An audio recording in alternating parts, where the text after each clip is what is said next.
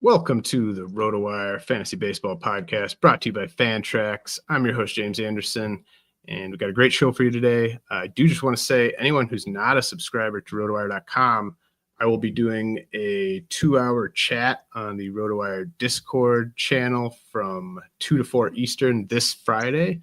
So rotowire.com/chat if you want to take part in that Q&A from 2 to 4 this Friday. But my guest today is Dustin McComas, who has been on the show before. And Dustin and I are going to kind of set the stage for the big high-stakes events that are already taking place. I did my first main event last night. There's a couple others that are in the books. And then Dustin and I will both be going to Las Vegas here next week. So just going to set the stage with which players are heading up, which trends we're noticing and stuff like that. But first, Dustin, really appreciate you joining me again. How you doing, man? I'm doing well. And yeah, it's like a case of senioritis, looking ahead to Vegas and looking at some of the main event draft boards. And I just started my draft champion CLQ right now. So I'm sweating over every 2-hour clock and analyzing every selection way too much than I need to be, but it's good. It's a really fun time of the year, especially we're both obviously baseball guys, but you've got spring training going, you got college baseball in full swing, you got the high school baseball season for me, which is a big deal in full swing down here in Texas. So it's a great time of the year, and thanks for having me on. Of course, and you have you're taking part in the biggest event of Vegas in the Champions League auction. You earned a place in convincing fashion in that event. So how are you feeling? Like you're less than 2 weeks away from that big auction. You did your first auction the other night. Is it like good nerves? Are you starting to really sweat it out here? I'm definitely starting to sweat it. I am very, very, very glad that I did an online auction before I jumped into that live auction in Vegas for the Champions League. I'd never done an auction before, so I told myself I needed to do at least one from a prep standpoint. And boy, am I glad that I did it, because it was an experience. It was really, really good practice. I learned a lot from it. So I have good nerves. I feel great about my knowledge of the player pool, but it's just all of that other stuff, managing the money, looking at other teams and seeing where they need to fill holes, how much money they have, all that sort of stuff. I feel like by the end of my first auction, I was kind of getting the hang of like, okay, like, pay attention to what else is going on in the room, how much money people have, what positions they need, what players are available, all that sort of stuff. So thank goodness I did one of those before heading out to Vegas for that draft, because I would have been my head would have been spinning with all those experts in there had I not had a little practice run there. But it's good nerves. I'm definitely going in there as an underdog. So I like where I stand right now. So the first online auction championship you did was the first auction you've ever done, or just done Ever. So, like what did you like? How much prep did you do before it, or did you just go in sort of knowing like I don't know what I'm getting into and I'll just kind of react to what I experience here? It was kind of the latter, because I wanted to more so see like organically like what the experience was and how I was thinking about things as they were happening and stuff like that. I went with the general plan about like how I wanted to kind of start with like a roster building standpoint. So I knew I wanted to target catchers. I knew I wanted to target closers. I knew I wanted to get one ace. I knew I wanted to get at least one outfielder that I liked. I knew I wanted to get a shortstop that I liked. And from that standpoint, I executed. I ended up with Cal Raleigh and Gabriel Moreno. Spent $26 on them, maybe a little bit too high there. Moreno is just kind of a product of like, that was one of the last guys left. I knew I wanted them, so I went a couple dollars over there. Lawrence Butler was the guy that I wanted. Got him for $22. Felt good about that price. Mason Wynn at 13 at shortstop. Spin up early on for Raisel Iglesias as closers were kind of flying off the board there. And then when Kenley Jansen came up later on, he was one of the last few like established closers left. So ended up spending $11 on him, which was a pretty good price. Chris Sale for 25, Spencer Swellenbeck for 20, Vladimir Guerrero for 38. I got into it and I was like, man, I spent a little bit too much according to like the market on Vlad. And I was like, you know what? How much does that matter? And then I got to the end of the draft. I'm standing there at so much money, and I'm like, well, didn't really hurt me that I spent $2 more on Vlad than I wanted to, because I got to the end and realized I was staying there with a little bit more money. So that was the most valuable learning point for me was spend money early and don't be afraid to get to the end a little bit low on cash, because if you know the player pool well, you're going to have your $1, $2 pitchers that you really like. For me, second base is a position I feel like is really deep. There's a lot of guys there that are kind of those $2 and $3 players. You're probably going to find an outfielder you like for a lower price point as well. For me, first base is I got Matt Shaw for $3, Andrew Vaughn for $3. So there's going to be some values there at the corner that I like. So that to me was a big learning experience, is like, get your guys early, get in there, get a first round bat, get an ace, get a top tier closer, kind of establish your base and know where you need to go statistically as the draft goes on. And don't be afraid to kind of spend some money there, because it really is kind of a sinking feeling when you get to the end. You're like, well, I've got like one roster spot. I really want Brendan Donovan, and he usually goes for like $4. So I'm gonna have to bid $9, because I've got the money and I've got no one else to spend on. So that to me was the big takeaway that I took from this process. So was there one buy that you didn't make like earlier that you, in hindsight, because it's nice to have money at the end, because like those guys that you really want that have the AAV of like 2 or 3, they might go for 4 or 5. So it's nice to just be able to have the hammer. Was there did you definitely just have too much at the end?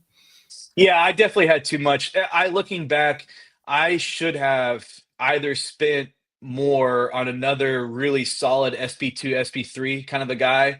I really regretted not just going the couple bucks over for Christopher Sanchez when he came up. Somebody in that kind of tier, one of those ADP 120 to 160 kind of SPs that you like in that range. Yep. And then also another outfielder. I kind of regretted not just buying another, like a Dylan Cruz or a Pete Crow Armstrong or something like that. And just kind of spent that $15, $16 there. And just kind of that to me was like, I went back, I was like, you know what? I could have gotten another really solid starting pitcher and another really solid outfielder. But I knew when I got to the end of the draft, there's going to be so many pitchers that I liked for cheap. I just didn't anticipate that. Well, you can get those guys for $2 and $3. You don't need to have $15 waiting for you for your last 4 or 5 roster spots. So what I would tell you is that I think almost you just got a lot of guys that are going to go for a couple bucks more than you got them for in Vegas. So it's almost like the money you had left at the end, I would just think of it as that money would have been squeezed out of you during the auction, the live one there. Because you're just, like Lawrence Butler, 22, Matt Shaw, like you said, for 3, he's obviously going to go for more than that. And then, Cal Raleigh, Gabriel Moreno for 26. I thought that was really good. And I think just the injuries to Francisco Alvarez and Sean Murphy, I think that it does affect the catcher pool to me, because it's taking a catcher 1, like a low end catcher 1, down into sort of stashing catcher 2 territory, and it's taking a catcher 2 kind of off the board a little bit. So yeah, I think you did really well.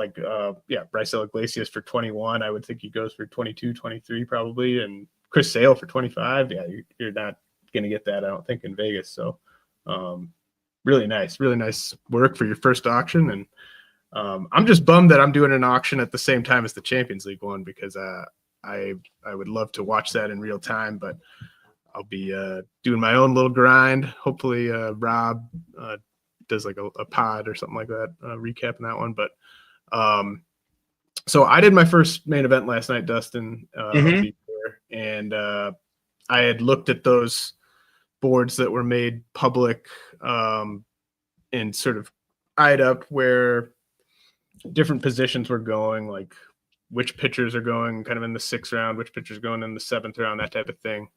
And I wasn't surprised by this at all, but even just from those first 2 mains, where the sort of, the lower end SP1s, higher end SP2s, where they were going, it had already gone up about a half round.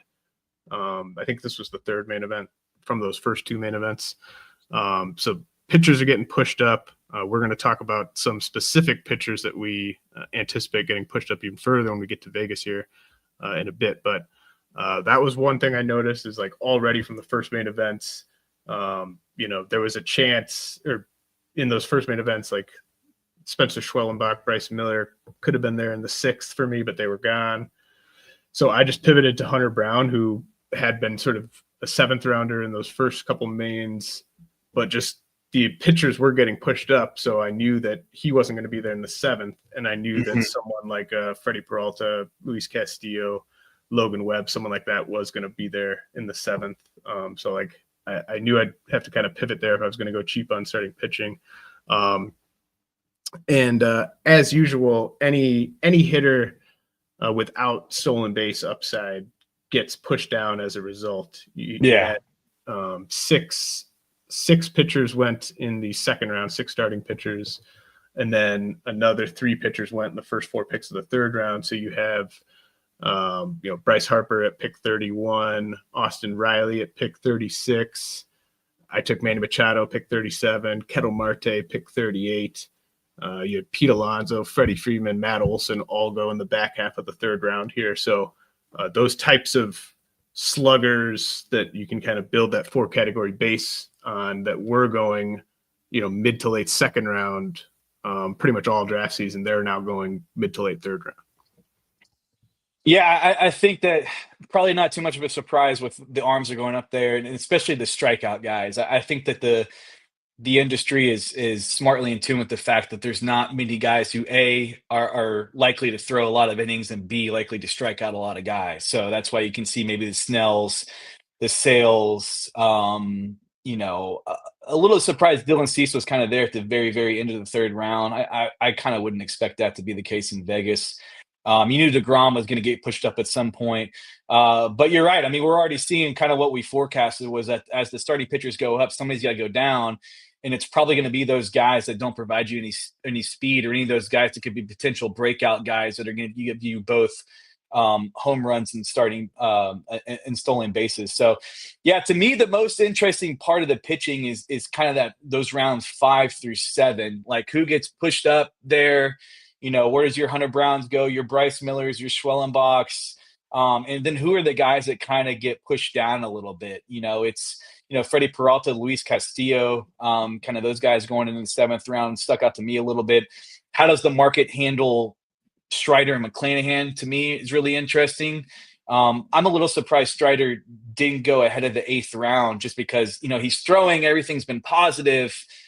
We know the upside there. McClanahan, I kind of assumed that he came out throw 99, that people would be really pushing him up. But I think also people read, hey, the probably going to feel like 150 innings or something like that. I think that people are a little bit more cognizant of the workload there. So, it was interesting to see where those pitchers went. But it's the Hunter Browns, the Schwellenbachs, the Bryce Millers, the Tanner Bibees, Roki Sasaki. I wasn't surprised to see those guys typically going about a round ahead, where you might be getting those guys in late draft champions drafts. Yeah, absolutely. And I think in certain cases, like, I'm not going to be taking a Pete Alonso in the 3rd round, who is kind of a 3-category player. Right? Like, he's not going to help my batting average a ton. But if someone wants, like, I was 1 pick away. I really wanted to go Corbin Carroll, Trey Turner, Austin Riley. I was 1 pick away from getting Austin Riley in the middle of the 3rd. Settled for Manny Machado.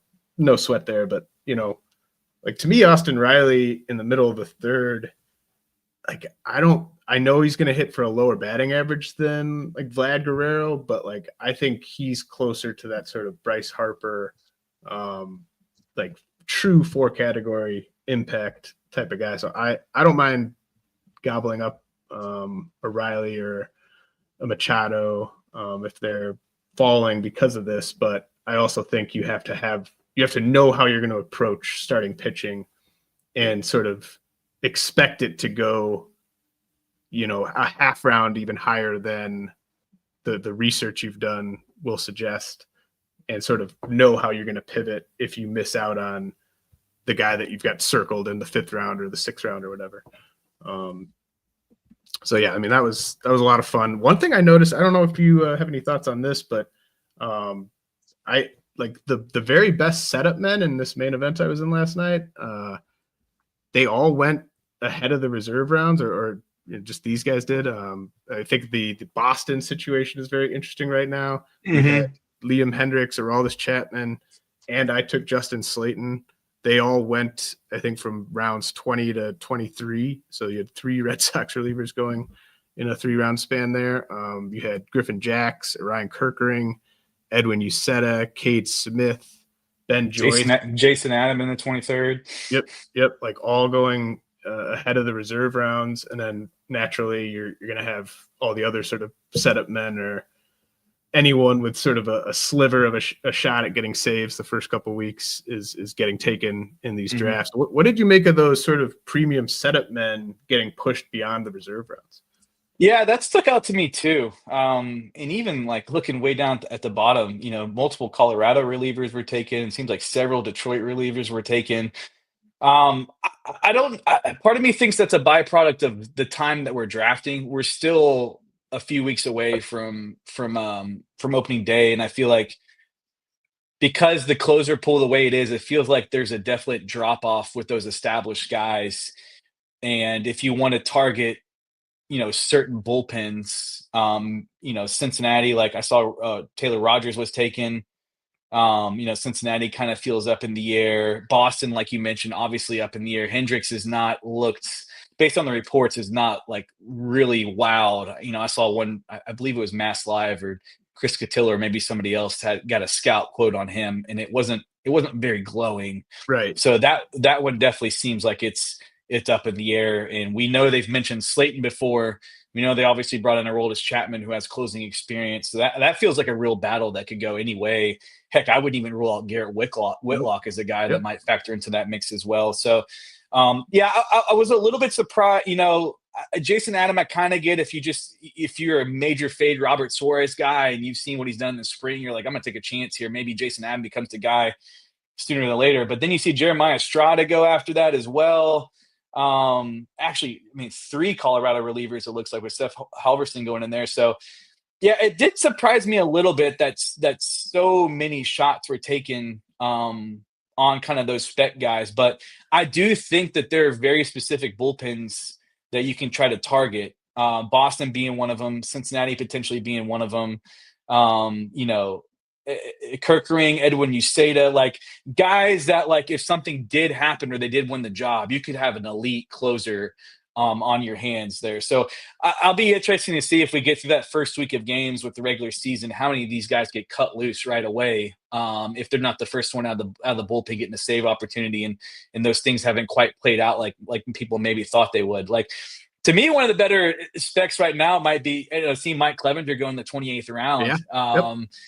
Yeah. Just because I think that I believe maybe it was Greg Jewett with the reliever recon, but kind of pointed out how many save opportunities the White Sox had last year. Like, the White Sox were historically bad, but when they did win games, it was often by like 1 or 2 or 3 runs or something like that. So somebody's going to have to earn some saves there. But just a lot. I did not anticipate at all that this many late spec relief pitchers would be selected. And if that holds true, there might be some nice hitter value and maybe starting pitcher value late in those rounds if people that don't get their closers early are maybe taking a chance on some relievers later on. Yeah, and so, like, you could understand for sure the like the Kerkerings, the Cade Smiths, the Griffin Jacks. Like, if the guy ahead of them goes down with an injury between now and the whatever the fab run is in April, like, you're talking about a $200, $300, $400 ad. So it's the upside's clear. It's just, I think it's notable that you have to use like a real pick on these guys. It's not right. like you're taking a prospect stash or something like that. And I think part of it is the uncertainty in the starting pitching market. There's just so few, like, even the sort of spec starting pitchers, like, I might have gotten too early on Hayden Birdsong in the 23rd, but that's sort of where those types of guys go. Like, any guy with upside that hasn't been reassigned to minor league camp yet. Yeah. Those guys don't go in the final picks. Like, they're kind of going in that same range as these premium setup men. So I just think there's so much, people just don't like their starting pitching options after like the top 20 rounds. So I think they're almost just, who's a pitcher that I could take that has some upside, and they're turning to these spec relievers. And then you at least know with these guys, you can start them that first week of the season and get some value from that pitching spot on your roster. But yeah, that was interesting. And then in terms of specific prices, Wyatt Langford went 19th overall.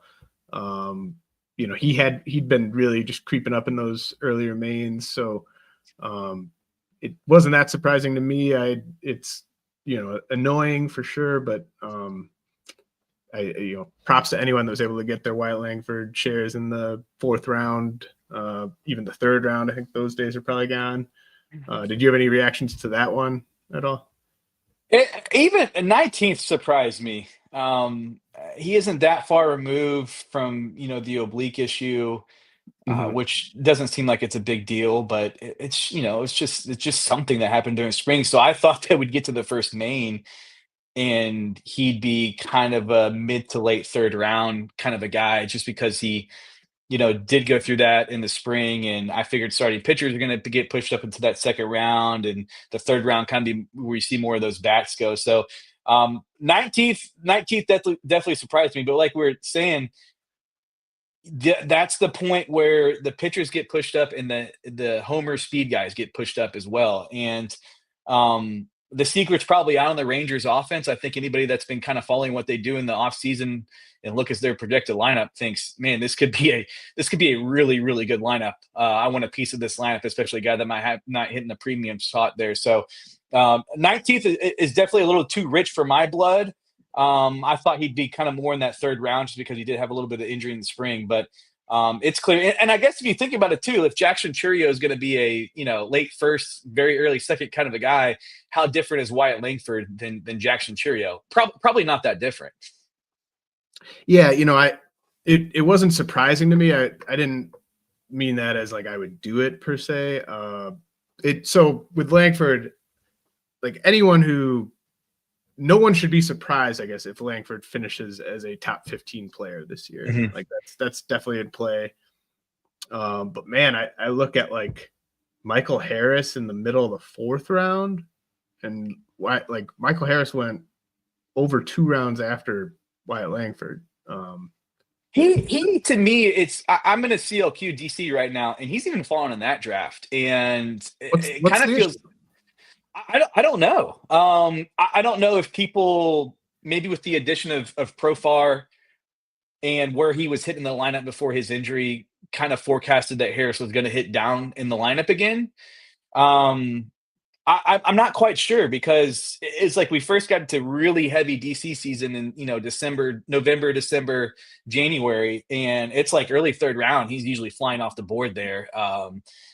And now it just seems like he's falling, and nothing's happened besides the Profar edition. Acuna's timetable hasn't changed. Like, we still know that he's going to be out a little while to start the season. And, Harris's health hasn't changed. The skills obviously haven't changed. The projections haven't changed. But for whatever reason, he seems to be the one of that group of the Langfords, the Merrills, those guys. Heck, even Lawrence Butler, who we saw go in the 3rd round of a main event. A lot of those guys have gotten pushed up, or have kind of held where they were pushed up in the case of Merrill. And Harris, for whatever reason, is falling down. And the only thing I can think of is that people are just kind of looking at where he might hit in the lineup. And maybe they thought with Acuna out, or even if Acuna back, maybe he potentially hit at the top of the lineup. But maybe they think it's probably more of that 5-6 slot again, like he's hit typically with the Braves when they've been all healthy. And he's just kind of fallen down since there. So yeah, that to me is one that's it's been, I can't explain why, but I've noticed even in draft champions drafts that he's been falling down to the 4th round pretty regularly. And I would take Langford over Harris, but I would too. They're in the same tier.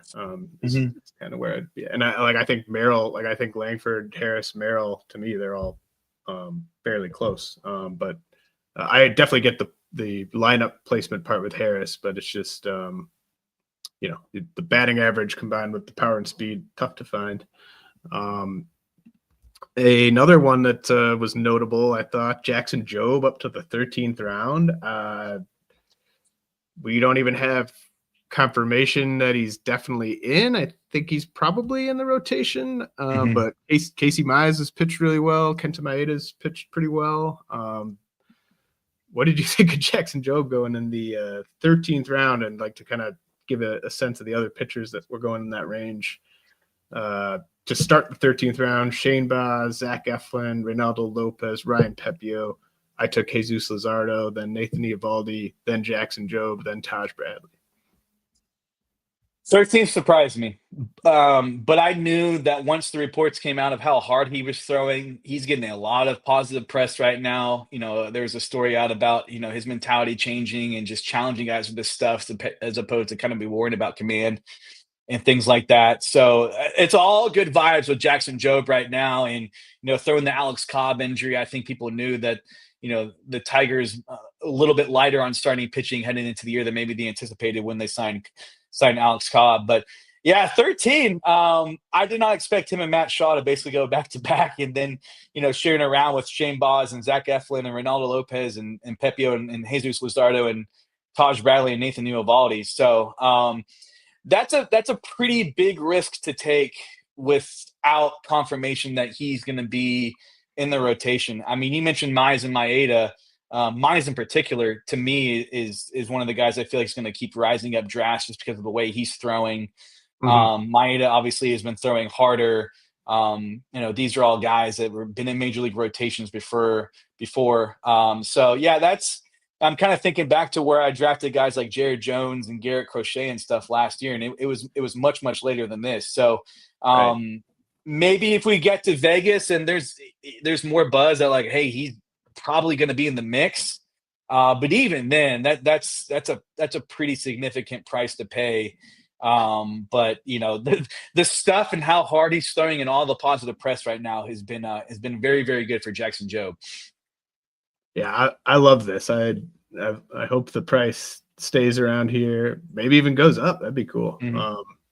So that one stood out. And then good point. The Matt Shaw going in the 13th round, notable too. I brought up Casey Mize. You talked about how he might be rising. He went in the 19th round with pitchers like Bone Francis, Ranger Suarez, Mitch Keller. So Casey Mize is not an end game play at all. Chandler Simpson went in the 15th round.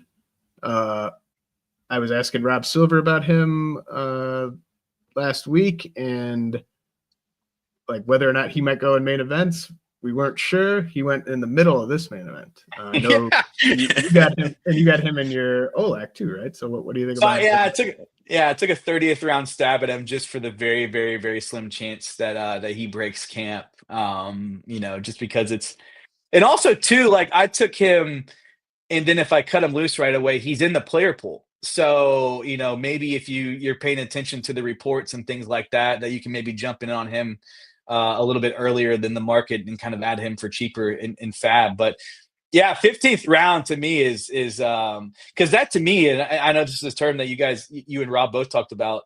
You kind of want to have some binary options in terms of when you get to your first week and in terms of roster decisions and things like that. So, for me, those are typically those guys on like the, 25 through 30 rounds where it's like, all right, he made it or he didn't, we can cut him loose and go from there.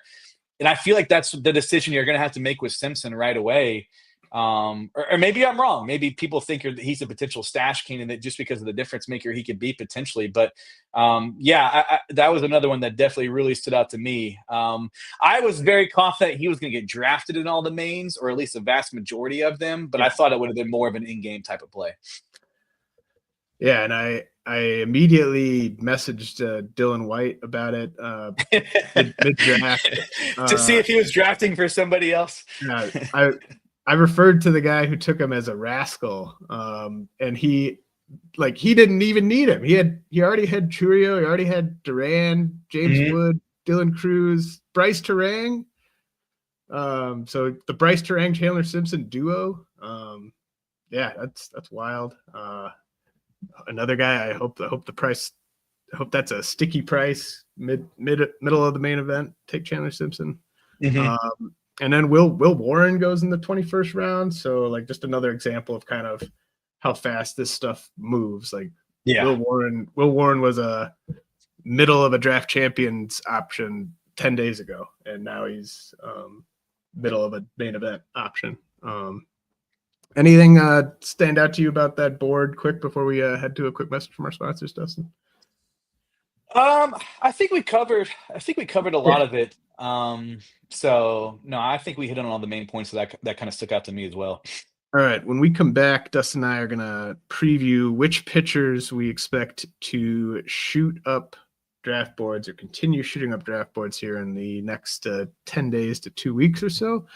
But first, I want to tell you about Fantrax, best place to play fantasy baseball, certainly the best place to play any kind of league with keepers, any kind of leagues with custom scoring settings.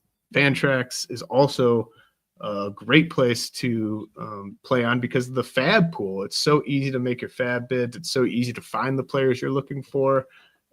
So many different sites. It's like you're pulling teeth just to see which players are rostered by how much and stuff like that. Fantrax, it's so easy to find the free agents you're looking to add, and it is that season.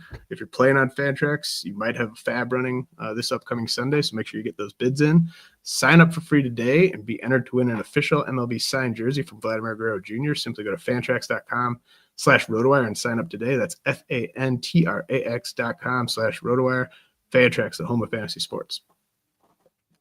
The NFBC RotoWire Fantasy Baseball Online Championship is live. Play fantasy baseball against your favorite RotoWire experts on NFBC this baseball season. Jeff Erickson, Clay Link, and myself will compete in the RotoWire NFBC Online Championship for a shot at $150K. Sign up for a draft today at rotowire.com/high stakes. That's rotowire.com/high stakes. All right, Dustin, we're back, and it's that time of year. We kind of talked about it in the first part of the show. Pitching is on the rise. Anyone who's not a pitcher or a speedster is seemingly falling now that we're getting closer to opening day. So we each kind of have a list of some pitchers that we think are going to be seeing an increased price, especially once we get to Vegas here in a little over a week. Did you want to kind of make any commentaries or nominate a pitcher here that you think is going to be shooting up boards once we get to Vegas? Yeah, I think you and I both share. I mean, I'm looking at your list, and I think I have every single guy on my list that you do as well. So I think that kind of indirectly reinforces the point that it's critical to go into your big drafts, especially if you're drafting in Las Vegas. And I'm not saying you need to draft a bunch of these guys, but you need to know the types of guys that are probably going to go up, that are probably going to be guys that somebody in your draft room is going to have a few of these guys circled and say, I want to leave the room with one of these guys. We've seen it happen in years past. I'll never forget, the year of the Jeffrey Springs and Drew Rasmussen when they were flying up boards, Reed Detmers one year. There's always going to be some guys that do that. So being aware of who those guys are potentially. And also, too, I think that the available information, especially I've really noticed at this spring training, it's hard to have a lot of secrets now. There's going to be a guy that we talk on here that I feel like in a couple of years past maybe would have been a little bit of a secret. And now he's not, just because we've got, people doing great work with, the immediate, pitch data, the stuff plus ratings, the beat reporting about guys that are going through changes and things like that, how hard guys are throwing in spring training. So it's one of the reasons why, I'm not really ever married that much to pitching projections, because these guys can change their skills so fast, so quickly. How many guys have showed up to spring training with a new pitch? The kick changeup is all the rage now. This guy's throwing harder. He changed his breaking ball shape.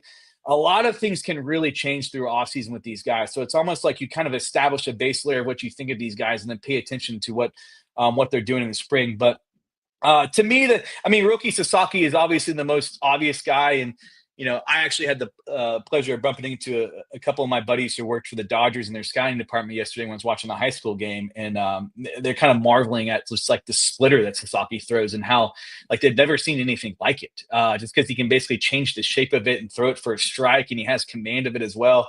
So he was probably the most obvious rising name. To me, the second most obvious name is Spencer Schwellenbach. And, what he did last year with the Braves, the deep arsenal, it rates well, K minus BB, it rates well with whatever stuff metrics you're looking at. He threw the innings, he got deep into games, he has good team context.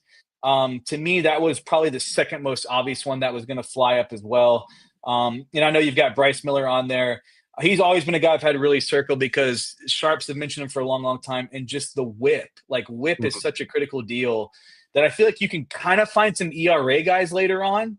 But finding a whip guy that's also going to throw a lot of innings, not really many of those guys as well. So those to me were three of the more obvious names that were going to fly up boards and kind of were guys I was wondering if they were going to even be there on the board at the end of the 5th round. Roki for sure is going to go before that, I think. Yeah, Sasaki went middle of the 5th round in this one in my main event last night. Same team that took Garrett Crochet in the 2nd round, took Roki Sasaki in the 5th round. So do you think Sasaki's like going like mid-3rd in Vegas? Where do you sort of see him getting to? Yeah, I don't 3-4 turn. Yeah. I don't think that he's in many drafts. I don't see him lasting through the end of the 3rd round. I think that especially once you see DeGrom fly off the board, they're not extremely similar, but I think like they kind of hold the same type of really exciting upside in that once DeGrom goes off the board, I think it's going to sound the alarms for anybody who really likes Roki Sasaki that you better get him and you better get him quick because he's not going to be on the board much longer. So I think we're going to see a lot of drafts where he's in somewhere in there in the 3rd round. Yeah, and I think with Schwellenbach and Miller almost, and maybe more so Schwellenbach, like I feel like his ADP is sort of a trap. It's not real like at this point anymore. It's kind of sitting there as what the data has been all draft season of where he's been going, but it's not sort of how people that like him feel about him deep down. Like I think a lot of people are going to value Schwellenbach as like a 4th rounder, early 5th rounder compared to where his ADP is, and they'll draft him as such in Vegas. And with him and Miller, it is like that whip. It's the combination of the low whip and then like just the chance that they're either like with Schwellenbach, he doesn't even need to take a step forward. He just kind of needs to do what he was doing last year. Yeah. Miller, I think there is a chance for even another step forward as a strikeout pitcher as he continues to add stuff to his arsenal. So yeah, those are pretty obvious ones. And I would have loved to have gotten Schwellenbach or Miller in the 6th round last night. Didn't happen. I don't really have any regrets on taking Wilson Contreras in the 5th round over them, but certainly I think guys that would have to be 5th round selections if you want a chance at them, and maybe you have to take them even earlier than that. One guy I'm not really that on, but he went really high on my main, or at least relative to sort of where I was expecting, is Brian Wu. Brian Wu went early 8th round, ahead of Sonny Gray, Zach Gallen, Spencer Strider, Shane McClanahan, Justin Steele, Robbie Ray. And I think Brian Wu reminds me a little bit of the Springs and Rasmussens you cited, where the only real question is sort of the volume. And I think it's a big question, but if you're just looking at what stats they're going to put up when they're pitching, it's really easy to fall in love with the ratios in the park with a guy like Brian Wu. Yeah, it is. I mean, if you just look at the per plate appearance or, the individual inning and the skills and stuff like that, he's really going to pop when you look at those sort of things. But like you mentioned, it's the workload concerns, which are very real. Seeing him go ahead of like those guys you mentioned, and to me, like if you're going to take a guy like that, I'd rather take Spencer Strider or Shane McClanahan. When you're inheriting that sort of risk there. So, but like you said, like there's going to be people that look at the skills that when he was healthy, what he did in the home park, and they're going to want to jump on those ratios and dream on the upside of what could be with, maybe a little bit more swing and miss and a better workload and things like that. So, that round, that 8th round was especially interesting because, you see Christopher Sanchez go at the end of the 8th round as well.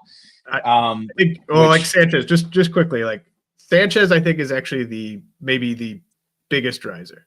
Like I think he might be from where he was going 2 weeks ago to where he's going to go in Vegas. I think Christopher Sanchez might be the biggest riser because or at least maybe not total round jump, but the impact of the jump. Like I think Sanchez adding velocity this spring, how dominant he's been this spring, and he kind of proved what he was all about last year.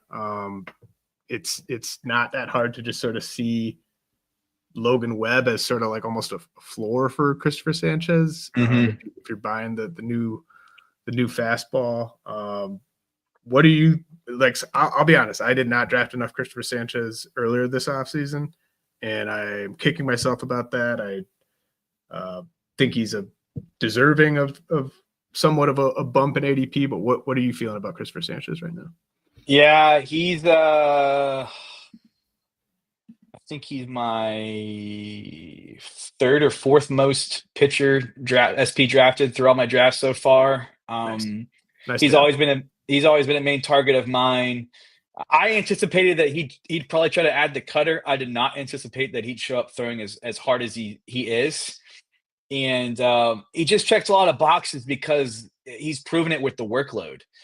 And that there's just not many, when you get to that point in the draft, there's just not many guys you can look at and feel good about. Man, he's probably going to give me 180 innings of good ratios, and maybe there's some growth with the swing and miss and things like that. And you throw in the team context as well. That's something I think people overlook sometimes is, yeah, the workload matters, but the guys that can consistently get to the 6th and 7th inning they're gonna put themselves in better position for wins, as opposed to the guys that are striking out 9 guys in 5 innings and ducking out of the game after that, but they're giving you those nice ratios and strikeouts. So he's always been a key target of mine. Every time he gets posted on social media, it's like an angel loses its wings. I cry a little bit, knowing like, well, I better move him up another 10 spots if I want him in Vegas, and I better get ready to pay a couple more extra dollars if I want him in the auction draft. But it's he in that mid-tier range, I think is, especially because some of those other guys who just had not great springs or kind of have some injury concerns. He's the one I've anticipated that he's probably going to go up even higher than what he is right now. Yeah, I don't mean to blow up your spot with Christopher Sanchez. It's been blown up. As soon as he came out throwing harder and he added the cutter and the data's everywhere. Like, I got an Underdog tweet notification the other day about his strikeouts in spring. It's that cat is way out of the bag. I mean, even just like Sanchez versus like Framber Valdez or I don't know. I think he's gonna go in like the 5th round in Vegas, like the 6th round, something like that. But things happen fast. Nick Pivetta, I think, is another strong candidate to see his price go up, and I think it's kind of common sense. Like the story about Nick Pivetta changed mid offseason when he landed in San Diego. Yeah, a fantastic landing spot. We saw like what happened with Dylan Cease his first year in San Diego. Seems like a natural riser. Do you think he's kind of going about where he should? He went like late 9th round in my draft last night. Yeah, that's probably about right. I think the days of getting him much later than that is kind of where he was in Draft Champions the whole season. But yeah, the moment he landed in San Diego, I mean, his problem has been home runs, and Petco's a really good place to land if that's your problem. And he's always been a guy that, like, under the hood, like, is like, oh, there's bound to be a year where it all clicks and he has the sub 4 ERA with the strikeouts and the good whip and all that sort of stuff. So I can't remember where he was going last year at this time, but I think it was probably around the same spot, or just kind of had like that similar helium. So he'd even be a guy that I've had on my list as a guy I think he's going to go even higher in Vegas, just because we know how valuable and how predictive things like strikeout to walk ratio are. And he's been a guy that's like really had a gold star by that statistic for a few years. And he landed in a great spot in San Diego, team context and home park. Yeah. Like you're talking about the stuff under the hood always being good. The stuff under the hood keeps getting better with Pivetta. And like he's coming off basically his best fielding independent season last year. And he's had 2 seasons in a row with a whip under 115, pitching half his games at Fenway. So yeah, I think he's just a super, for a guy who's had like 8 years of never having an ERA under 4. I think he's going to set the record for a player who's never right. Yeah. in the main event. Rob and I talked about Sandy Alcantara last week. I don't know. I don't know how high he pushes up. He went in this one. I think he only went in like the 8th or 9th round. But I think the team context almost kind of caps a little bit how high he can get. Yeah, he went in the 10th round of this one. Wow, 10th round. Yeah, wow. So he went just in front of Kevin Gaussman and Jack Flaherty, and just after Nick Pivetta, Cody Senga. I do not get Cody Senga going where he's going. But Sandy Alcantara, what do you think? Is it worth chasing him up? Or is this kind of around where he should be going? No, I think he should be going a little bit higher. I kind of have him in that same group with like McClanahan and Strider, where those guys that are coming off of injuries, but have also had the track record you can point to in the past. Obviously, Sandy's never been like the huge strikeout percentage guy that Strider's been, or to a lesser extent McClanahan, but we have seen him throw a ton of innings. And it's kind of, when the passing column came out about, hey, the Marlins might kind of temper the workload early on to make him a guy that's still attractive to throw postseason innings for a potential trade candidate. I wonder if a lot of people saw that and kind of cooled their jets a little bit. But the reporting that's come out since then, and Sandy himself is like, I'm not aware of any sort of limit. And I think that they're gonna let him loose. He's also kind of talked about like understanding that, and this is similar to, Jacob deGrom's talked about this as well, is like not dialing it back, but not, understanding it's okay to be 97, 98 early on in the game and not try to live at 100 all the time and kind of save some bullets in the tank later on. So, I've got him pegged to that right around that 8th round range with the Sanchez, Robbie Ray, McClanahan, Strider, Gallen, Wu, Gray, because I think he has some similar question marks. But he's throwing really hard. The stuff looks good. The team context, obviously, like you said, is not great, but there's also that lurking possibility that team context might change sooner than later. Maybe he's even the guy that potentially gets dealt before the deadline, because as we know, we've already seen a lot of starting pitching injuries, and there are probably going to be no more before teams break camp. Yeah, what do you think about Clay Holmes? Like, is this because Holmes went in the 12th round, and he's had this great spring, but he also obviously is moving from the bullpen to the rotation, and there's nothing he can really do this spring to prove that he can go 5-6 innings every 5-6 days. So it's just kind of, you're betting on the stuff. The projections love him. Are you willing to kind of pay this higher price for Clay Holmes? I was hoping for a little bit more of like 14th round is kind of what I was hoping for. It's kind of funny to see him go around ahead of Ronaldo Lopez, who was the, guy who was kind of like, we hope Clay Holmes had the adjustment to starting pitching that Ronaldo Lopez had when he made that move last year. But it's been pretty incredible. I've watched a couple of his outings to see how much the Arsenal's already changed. And that was my big question, was like, can he add a changeup to help with lefties? Like, can he have a starting pitcher arsenal to where he can turn a lineup over? He can potentially get deeper into the games to make himself possible for wins and things like that. So 12 to me, seeing some of those guys that go behind him. I mean, you taking Jesus Luzardo, I really like around later there.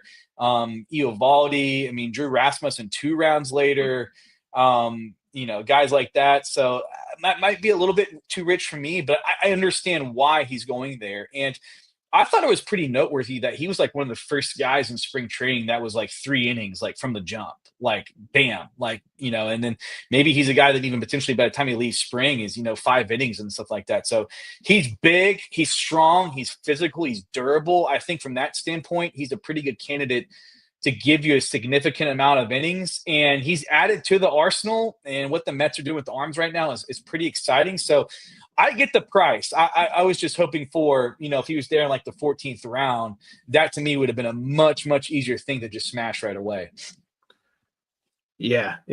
I've gotten a decent amount of Holmes, and it was kind of in that range, 14th, 15th round. I don't want to have 40% Clay Holmes going into the year, though. Right. Yeah.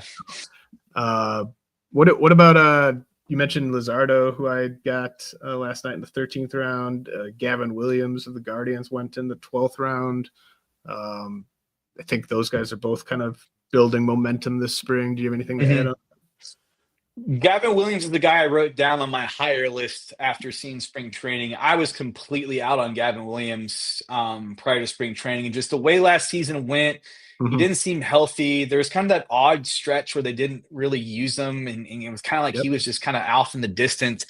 And I was thinking, man, we're going to hear at some point this guy comes to spring training and he's had a shoulder issue or an elbow issue or something's going on there. But kind of look at the changes to the stuff, the way the stuff's playing, the swing and misses, kind of some of those under the hood metrics and things like that. And it looks really, really good. And Cleveland's always been one of those organizations that I really trust what they do with arms. So whenever a guy's got a fastball that's playing like his has in spring so far, that's kind of something I really pay a close attention to. So he's definitely one of the starting pitchers that my opinions flipped 180 from before spring to during spring. And I totally get it. I would be fine taking a shot on him there. And a big reason why is that I have so much confidence in what Cleveland does with pitching that it just seems like if there's an organization that's going to get him back on track, that's a good place to be. Yeah, I'm with you. I haven't drafted Gavin Williams yet, but I was not drafting him, period, coming into spring training because of all the stuff you mentioned. I thought he was a risk to show up to spring with an injury already, but have always loved the strikeout upside with Gavin Williams. Yeah, definitely get that one. Dustin May, we got confirmation Dustin May is the Dodgers' final rotation member. Tony Gonsolin, they're talking about it being, a back injury. I also kind of think Dustin May just beat him out.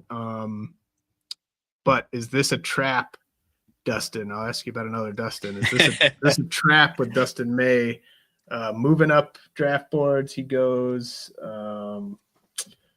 where did he go last night? 13th round, something like that. He goes in the 16th round. So, same round as like Ronel Blanco, Reese Olson, Clark Schmidt. That doesn't seem like a crazy price to pay based on May's upside, but I think he's going to keep climbing. I think that's just the beginning. Yeah, to me, this is a trap.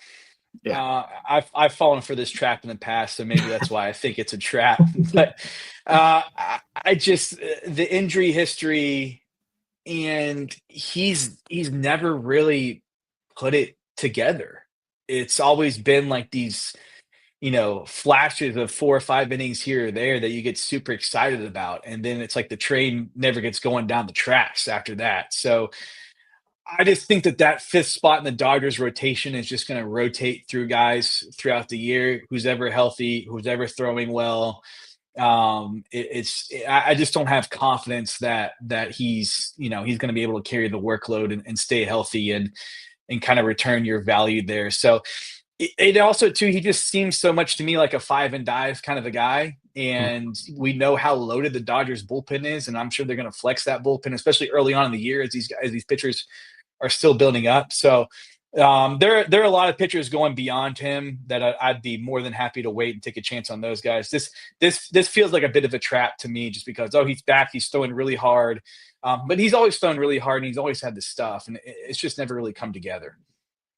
Yeah, I feel like he's almost more of like a 3 and dive type of pitcher than a 5. I wondered if eventually they're just going to put him in the bullpen and just kind of treat him as like that, like high octane, multi-inning kind of a reliever that can bridge the gap. I think ultimately down the road, that might be where he best fits for a major league rotation. That's probably what most teams would do with their rotation depth if they didn't already have 4 closers in their bullpen. Yeah, right. Yeah. So Ryan Weathers, the man of the moment. He's this is probably the most frustrating riser of the spring for me, Dustin, because he was someone I was loving the price of before everyone started pitching in spring training, and was loading up on Ryan Weathers, and now the price is going up exponentially based off of how good he's looked. And I also think just people are taking a second look at just how good he was last year and the improvements he made last year and the fact that he is in better shape this year. Ryan Weathers goes in the 17th round last night. He went a few picks after Dustin May. I would definitely take Weathers ahead of May. And I know you like Weathers, but how much do we like Weathers? Are we chasing him up into like the 16th, 15th round?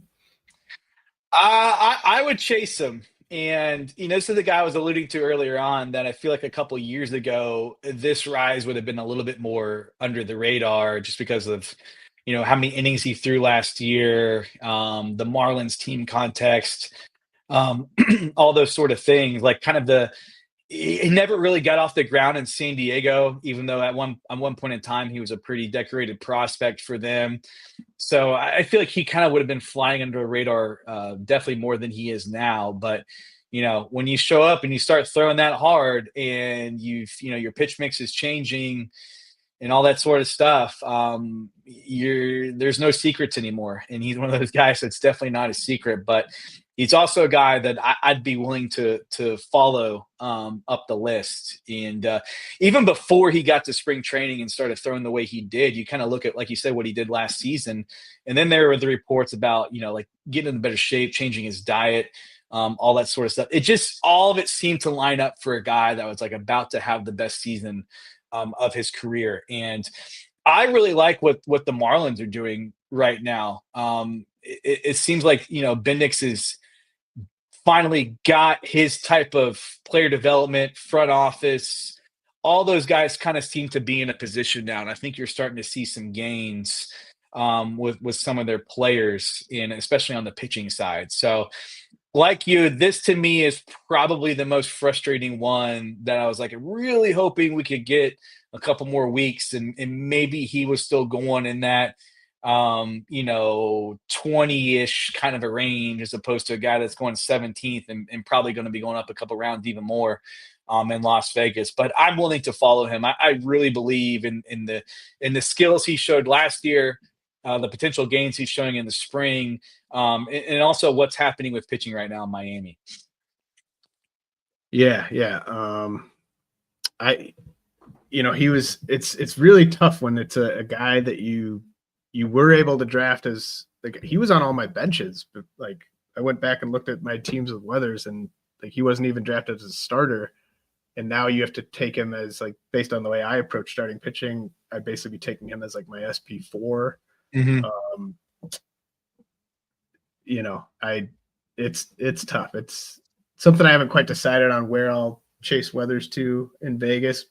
I can say that there are over a dozen starting pitchers who went ahead of him that I would take him over last night. But then, I got Nestor Cortez the same round. I think I would take Weathers over Cortez straight up. Should I have taken Weathers over Tanner Houck? Maybe. But yeah, I mean, it's just the price. Tough. Okay, Chris Bubich and Mike Soroka are the last names I wrote down. These are the cheapest of the guys we've talked about so far. I've loved what Soroka's done. Or, I mean, you could trace it back to last year. He was fantastic out of the bullpen and has looked good again as a starter this spring. And kind of same thing with Chris Bubich. He just looked so much better coming back from Tommy John surgery last year out of the bullpen. And I think with both these guys, they could be low whip starters that give you decent strikeouts, maybe not a full strikeout per inning, but tough to find guys with this type of ratio potential late. Yeah, it is. And when Washington signed Soroka for $9 million, it kind of raised my eyebrows. Like, it seems like a pretty steep price to pay for a guy that was basically like thrived as a reliever, and it came out right away that they wanted him to be a starter, and they proved that they're much smarter than I, because based on the way he's thrown the ball in camp right now, it seems like it could be a really, really good investment. I love what he's shown in the spring. I've loved what he said about the way he's throwing with the velocity that he's throwing, his health. I think sometimes we kind of forget that when these guys have significant injuries, just because they come back doesn't mean like they're fully themselves yet. Sometimes it takes these guys a while to really feel like themselves again. And another riser, I think David Peterson, talking about how he feels after his hip procedure and things like that. Like, sometimes these guys pitch. Like, we didn't know that Cutter Crawford threw with, patellar tendonitis last year, and he still performed pretty well. Like, so Soroka, to me, I agree 100%. I think that was a great pick. Love what he's showing right now. Bubic as well. He showed the game. He was showing the games before Tommy John, and then he had a procedure, came back. I thought they did a pretty good job of how they managed him. I noticed too that some of his workloads in his minor league starts last year were like a starter. So they always kind of an eye on like, hey, we're going to stretch this guy back out again at some point and hopefully get the most out of him as a starter. So I like that one as well. Like you mentioned it, if you can acquire guys that late that aren't going to hurt your ratios, typically it's more guys you're kind of chasing with that strikeout, upside type deal. But finding guys later on that can maybe even help your ratios is such a huge boost. So I totally agree on both those guys. So before we go, just wanted to mention some guys that we might be getting a little bit higher on than when we were drafting earlier in the fall and the early winter. And part of it for me is due to some of the injuries to other players. Like, there's just been so many, like Gunnar Henderson, Luis Rengifo, two guys I loved, Parker Meadows, another guy. Like, when these guys go down, you're looking at the position, like Gunnar Henderson, it's like, okay, well, now shortstop is even maybe tighter if I'm not willing to take Gunnar Henderson still in like the first round. And, with a Luis Rengifo or a Parker Meadows, like, that's one fewer guy that I can get power and speed from in the mid 100s. Yeah. So now all of a sudden I'm looking at other players that are kind of the same ilk.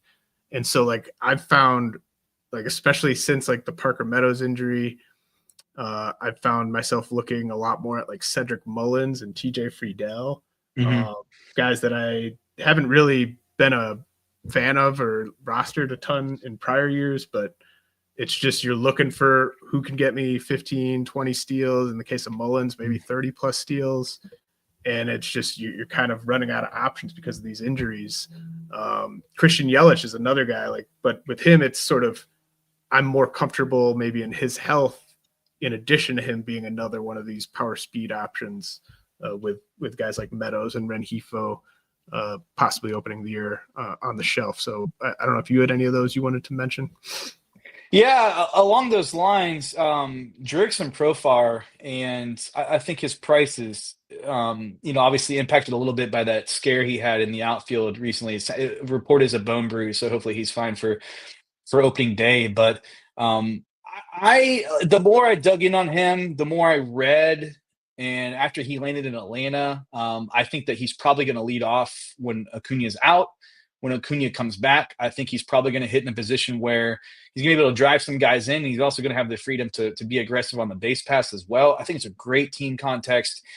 And I think last year might have been a career year, but I also think some of the gains he showed are going to carry over to this year. Mike Petrello with MLB, who does all the Baseball Savant stuff, wrote a really good story about kind of the bat speed and the way the ball was coming off the bat and some things like that. So he's a guy who's kind of looking like, man, you get into that point of the draft and outfield starts to get a little sketchy.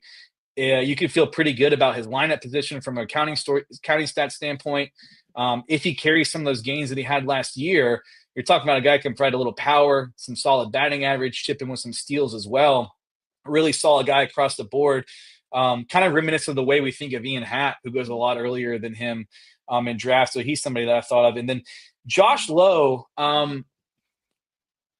I keep looking at the Rays roster, and they're not very right-handed anywhere. And I know I'm probably not the first person that's made this point in a podcast, but I was already wanting to get more of those guys just from the home park standpoint. But you kind of look at the way they're built. There's not an obvious platoon partner for him, and especially when you consider that, where Morel is going to play. Looks like he's locked into left field if he's going to be the starting left fielder. And it seems like they might give him the free rein to just like get as many at bats as you can get. Now they're going to have the games where they're going to get creative. There's going to be a really tough lefty on the mound. Something's going to happen. He's just going to be out of the lineup. That's kind of what the Rays do. But I just keep looking at him. I'm like, if he's healthy, he might get all the plate appearances that he can handle. And then you factor in that, like, we know he had some injury issues that he played through last year, the short right porch at Steinbrenner Field where they play now, the stolen bases.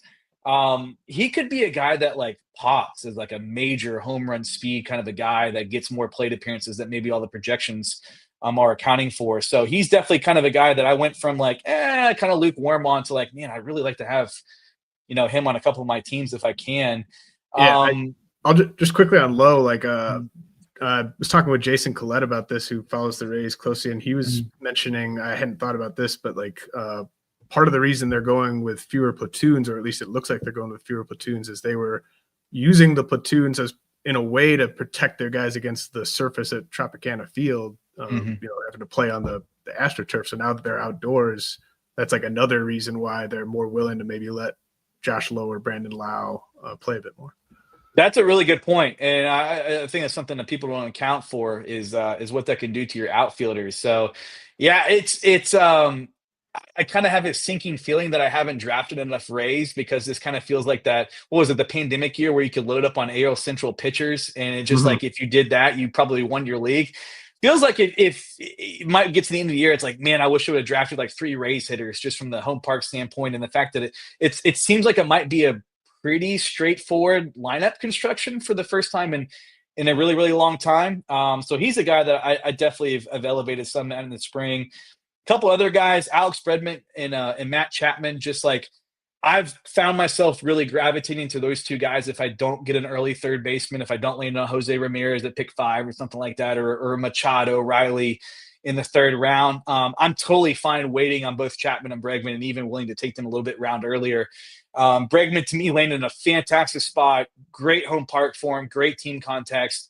And Matt Chapman is just a guy that every single time I update my SGP sheet, he screams at the value. And I know it's the Giants home park, but that top half of the lineup's okay. Like I like Jung-Hoo Lee. I like the Willie Adames edition. Like, if you believe in Helio Ramos, it's not, it's not murderer's row, but I think that top half of the lineup is going to score some runs and make some things happen. So Chapman's the guy that I found myself gravitating towards a little bit more. And also Tommy Edman, with the way this thing, the Hai-Sung Kim is playing out in LA. It seems like Edman might be a pretty good candidate to add a position pretty quickly there and be a guy that's going to be a really mainstay in that lineup. And if you need steals later on and a guy that can feel confident, like, playing every day in a really good lineup, he seems like a good a guy to take a chance on. And also too, like, he's always had kind of sneaky pull power for a guy that's not big. Yep. Like you kind of look at some of his under the hood stuff and it's like, there might be more home run power in there than we think and maybe that he's ever shown. So he's a guy that doesn't seem like he's getting the full Dodgers tax that some of those guys get, that if you find yourself really needing some speed later on, I think that's a really great place to land, especially with their recent roster developments. He's going to have to play, and he could be a guy that adds a position fairly quickly. Yeah, I love Chapman, love Edman.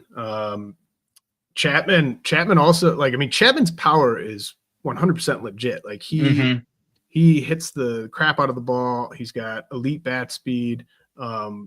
And he's such a, like, it's almost a nice, like I took him after already taking Machado in my main event last night, because I think he's such a awesome building piece that I wasn't going to let him slide to another team, because just getting 10 steals from your third baseman who can also hit 25 plus homers, that just is such a nice roster building piece for anyone that's just a little light on speed. And so, yeah, I love the idea of Chapman and Edman. Yeah, of course, he's in big park upgrade too for him, going from St. Louis to the Dodgers, just from a home run standpoint. So I think it could be a career year for Edman. Dustin, this has been awesome. You got anything else you want to get out there? Not really. To me, like this is spending so much time talking about the pitching is critical if you're going to go into those big drafts in a couple of weeks, because I think that that's really where you've got to understand where the market's going with a lot of these pitchers, because I think we all have our lists of guys that we like and want to try to target. But you got to understand that chances are a lot of those guys are probably going to be on some other lists as well. It's like, so all right, who are you willing to take and where, and who are willing to kind of throw ADP aside with and push up your board and get your guys. So it's a critical thing this time of the year, and like understanding too that these skills these guys are showing are changing rapidly with the way pitching development's happening with pitch designs and all that sort of stuff as well. So unfortunately, there are not many secrets anymore. So pouring out for Ryan Weathers and Christopher Sanchez flying up draft boards. But I think all of that optimism and all of that excitement about guys, many of the guys we've talked about today, is definitely warranted. Just kind of a matter of like understanding where you can try to target those guys and where you're getting your closers and all that sort of stuff as well. So really exciting time of the year, and it's always a blast to join you on here and talk about these guys. Absolutely, Dustin. This is best time of the year, at least for me. Can't wait to get to Vegas, and thank you for joining me, and best of luck in the Champions League auction, man. That'll be a well-deserved, crazy experience that you'll be taking part in there here in a little under 2 weeks. This has been the RotoWire Fantasy Baseball Podcast, brought to you by Fantrax.